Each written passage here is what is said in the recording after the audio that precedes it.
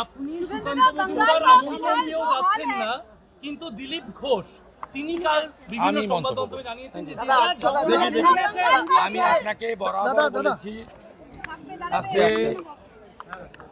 হিন্দুত্বের প্রশ্নে আমাকে প্রশ্ন করবেন, আমি বলবো।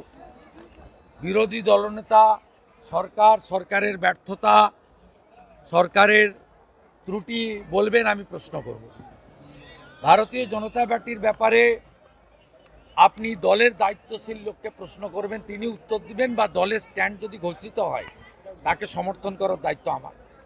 কিন্তু কোনো ব্যক্তি তিনি কি করবেন, কি করবেন না, কি বলবেন না, সেসব উত্তর আমি দেব না।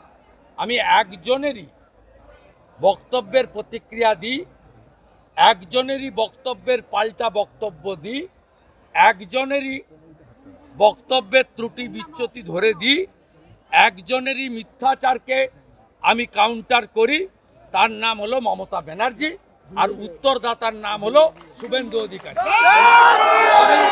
আমি